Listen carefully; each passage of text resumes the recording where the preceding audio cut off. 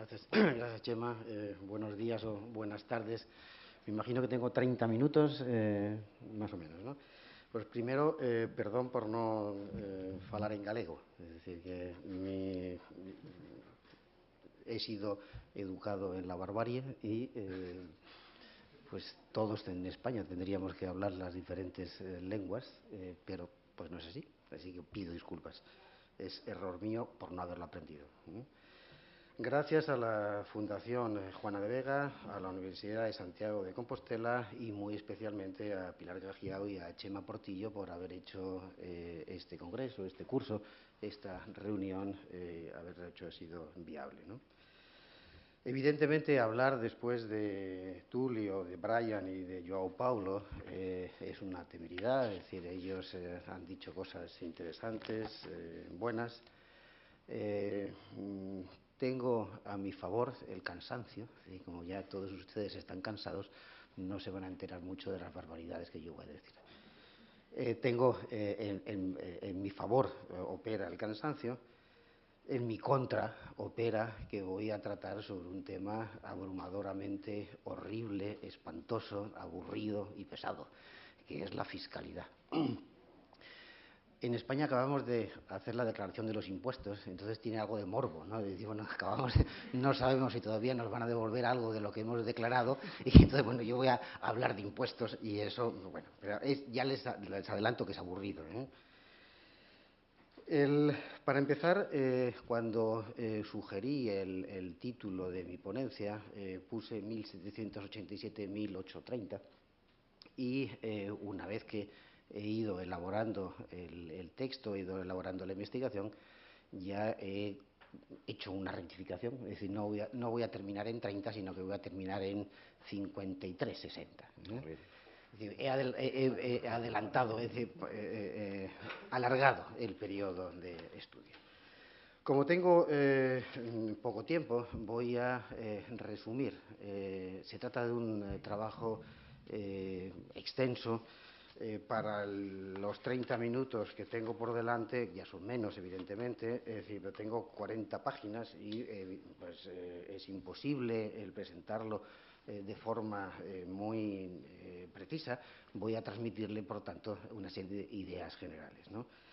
La primera idea general es que existe en la literatura, en la historiografía, una idea bastante asentada. No voy a estar haciendo citas a pie de página porque sería aburridísima, ¿no? Entonces lanzo la idea general, y la idea general es que cuando, como viene entre imperio y nación, Iberoamérica, alrededor de 1810, cuando se crean los estados, cuando se hace la independencia, los distintos países, las repúblicas de América Latina, tenían la esperanza de basar su fiscalidad sobre una estructura, sobre unos impuestos heredados de época colonial fuertes. Es decir, la maquinaria fiscal era potente. Como la maquinaria fiscal era potente, la creación del Estado iba a ser fácil, porque se iba a contar con muchos recursos para fortalecer, para impulsar, para poner los cimientos de esos Estados.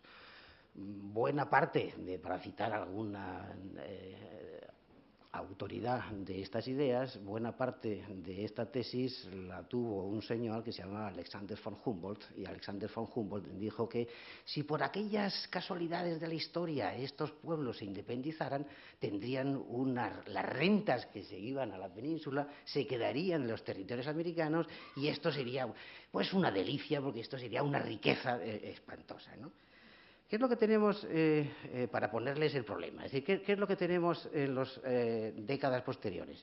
Evidentemente se hace la independencia, todos son triunfos, pero en las décadas posteriores tenemos que pues los estados no nacen tan fuertes, es decir, nacen, pero no con muchos kilos, sino nacen evidentemente rosaditos, pero no nacen muy fuertes, es decir, que... Y por lo tanto empezamos a tener una polémica entre los historiadores. El Estado nace débil, pero los gobiernos son fuertes, o los gobiernos... Se empieza a discutir por qué finalmente, hecha la independencia, no nacen estados fuertes, sino estados débiles que dan lugar a gobiernos fuertes. Los gobiernos fuertes dan lugar, evidentemente, a dictaduras. Cuando uno plantea esta premisa, lo primero que trata de analizar de forma comparada es qué es lo que sucede en ese mismo periodo en el mundo atlántico. Para nosotros es un grupo de investigación, acabamos de publicar además un libro, Inés Quintero, que está aquí con nosotros, tiene un capítulo excelente, Los liberales de Venezuela. Yo tengo una parte mía, es lo que le voy a resumir a continuación de forma muy breve, y es lo que hice en un momento para sacar la óptica excesivamente local y nacionalista, y bueno, vamos a ver sobre fiscalidad, qué es lo que se dice en la región atlántica. Pero para mí la región atlántica es toda América Latina, más Estados Unidos, más Francia, más Portugal, más España, más Italia. Inglaterra la dejé de lado, puesto que, como se dijo esta mañana, la Constitución, el marco jurídico constitucional británico es distinto del área, del resto de las áreas mencionadas. ¿Qué es lo que hice en ese momento? Bueno, pues con un poco de paciencia, es decir, puse todas las constituciones, por eso 1787 Estados Unidos, hasta 1830, puse todas las constituciones el verano pasado encima de mi mesa y empecé a leerlas y escribí un también aburrido artículo, que son como 100 páginas que no les voy a resumir aquí, ¿no? ¿Qué es lo que se ve de cuando uno pone todas las constituciones atlánticas encima de la mesa y va viendo cómo van evolucionando? Lo que se plantea es una serie de pues, generalizaciones que les paso a resumir. Primera, que los principios teórico-políticos de los que partieron los distintos gobiernos para redactar las constituciones fueron bastante semejantes. A uno y otro lado del Atlántico, a comienzos del siglo XIX, pudiéndose detectar además que, por regla general, durante las dos primeras décadas, es decir, hasta 1830, para hacerlo de una forma gráfica, hasta 1830, los principios liberales aplicados en el continente americano y en América Latina son más liberales que después de 1830. Evidentemente, la ecuación que teníamos que explicar es por qué, si se parte de los mismos principios liberales en la estructuración de la arquitectura fiscal del Estado, después los resultados son malos. Digámoslo de una forma muy, por los minutos avanzan. Es decir, evidentemente, lo que teníamos que plantear es por qué, partiendo de principios teóricos, los resultados varían. ¿Y por qué varían? Además, lo que también se observa es que normalmente, desde fuera de América Latina, se ofrece una visión bastante homogénea del continente. Y evidentemente vamos a comprobar que existen diferencias entre los distintos países, es decir, que no se puede ofrecer una imagen homogénea. Segundo, con la aparición del Estado liberal a comienzos del siglo XIX se modificó la relación del individuo con el poder en el espacio atlántico, pero hay que subrayar que este proceso no fue homogéneo, ni tuvo la misma intensidad ni direccionalidad en todas las regiones. Es una derivación de lo que les estaba mencionando hace un rato. Sintetizando al máximo, por cuestiones de tiempo, en tercer lugar, se observa que las distintas dinámicas regionales del espacio atlántico fueron dando como resultado la aparición de escenarios específicos en los que los ciudadanos desarrollaron diferentes estrategias de negociación con el Estado. Y aquí lo que vemos es cómo los diferentes pueblos, los diferentes individuos, los diferentes ciudadanos negocian con los poderes recién establecidos. Estas prácticas, lejos de reducirse, se fueron ensanchando con el paso del tiempo. Por una parte, se está comprobando que en algunas ocasiones ciertos grupos de poder emplearon las guerras de independencia, además de para lograr la independencia, que eso es indudable y es un éxito total, para posibilitar la pervivencia de algunas estructuras heredadas del pasado. Es decir, una vez lograda la independencia, de lo que se trata de pelear, lo que se trata de gestionar, lo que se trata de establecer es quién ejerce el poder. Entonces, en ese ejercicio del poder es donde quiero insertar el elemento de la fiscalidad.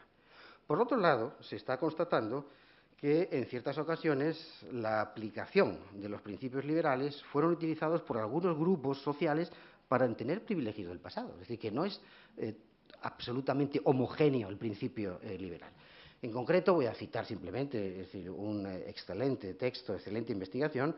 María Luisa Sous, para el caso de Bolivia, ha puesto magistralmente de manifiesto que el reconocimiento discursivo, es cita textual, el reconocimiento discursivo de la igualdad civil como fundamento de la Constitución gaditana implicó, en el caso indígena, una opción de negociar el pacto colonial, modificando al mismo tiempo aspectos que no les convenían a los indios del común, como la dependencia de los caciques. También pudieron negociar el pago de un monto menor con el compromiso de no cancelar otras contribuciones.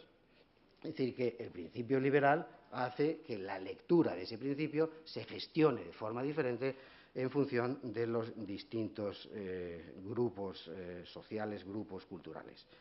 Cuarto, la arquitectura de los ingresos de las haciendas públicas del espacio atlántico mostraron diferencias regionales. En Europa, es decir, podemos hacer el dibujo rapidísimo. En Europa, es decir, me estoy refiriendo a la Europa mediterránea atlántica, es decir, desde comienzos de la vida constitucional se planteó la necesidad de que se aplicara el sistema de una contribución única recaudada sobre las rentas del trabajo y del capital de las personas físicas. Se intentó, es decir, realizarlo más complicado. La falta de información estadística detallada de la actividad económica, es decir, la falta de censos, la falta de catastros, la ausencia de una administración pública profesional de mérito y capacidad, debidamente preparada, y la participación política de grupos conservadores interesados en mantener sus prebendas ayudaron a retrasar la aplicación de los impuestos directos.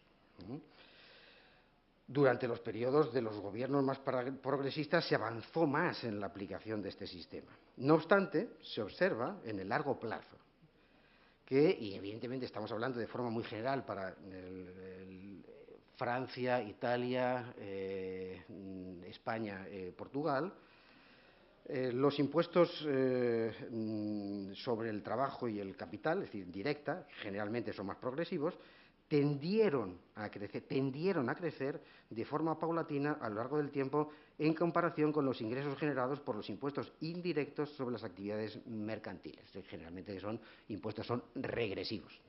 No paga quien más tiene, sino que pagamos todos lo mismo y, por lo tanto, quien más tiene proporcionalmente paga menos. En Estados Unidos, el salto de los ingresos derivados de los impuestos directos se dio una vez que se abolió la esclavitud tras finalizar la Guerra Civil el 61-65, 1861. Es necesario señalar que tanto en los casos europeos analizados como en el de Estados Unidos, el aumento de los impuestos directos pudo hacerse debido, además, a que la productividad de los sectores fue creciendo, la distribución del ingreso mejorando, la pobreza disminuyendo, el funcionamiento institucional mejorando y los sindicatos y los partidos políticos actuando. Es decir, que hay muchas variables que están en juego. Es decir, no es simplemente hágase y automáticamente ya se pagan los impuestos. Es decir, si yo le digo a un individuo que algo ahora mismo se está diciendo mucho para América Latina, hay que hacer la reforma fiscal. Hombre, mire usted, es decir, si encima de que el 55% de la población en muchos países está por debajo del nivel de la pobreza, y si le digo que usted pobre, encima de pobre, tiene que pagar impuestos, pues la verdad que es una mala broma. Es decir, que primero habrá que mejorar la distribución del ingreso, y la mala distribución del ingreso no se hace por decreto, sino se hace generando riqueza. Comparativamente, en América Latina,